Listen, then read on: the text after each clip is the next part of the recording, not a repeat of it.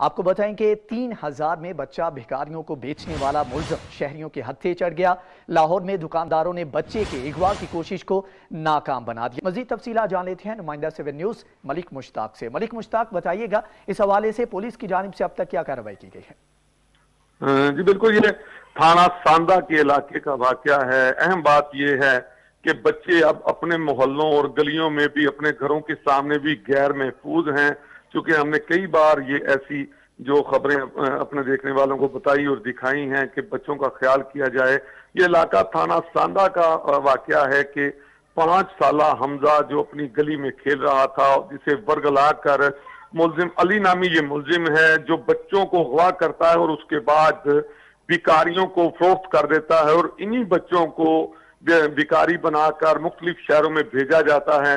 اسی حوالے سے جب حمزہ نامی 5 سالہ بچے کو علی لے کر ایک دکان پر آیا اور وہاں پہ اسے چونکہ ورگلا رہا تھا، چیزیں لے کے دے رہا تھا، اسی حوالے سے دکاندار جو پان شاپ کا دکاندار وہاں پہ کھڑا تھا، اسے شک گزرا اور اس نے جب پوچھا تو فوری طور پر ملزم نے بھاگنے کی کوشش کی، جس پر دکاندار نے اپنے کچھ دوستوں کی مدد سے اس کو پکڑ لیا اور فوری طور پر حمزہ سے پوچھا کہ آپ کہاں سے ہو اور یہ آپ کا کیا لگتا ہے۔ بچے نے سب بتا دیا۔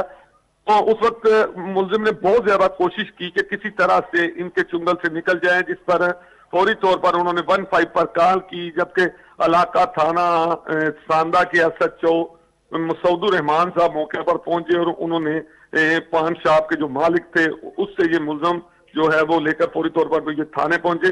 اہم بات یہ ہے کہ جو اقبال ٹون ڈویژن کے SP صاحب کی طرف سے پریس ریلیز جاری کی گئی تھی، اس میں واضح تھا کہ ایک ٹیم تشکیل دی گئی اور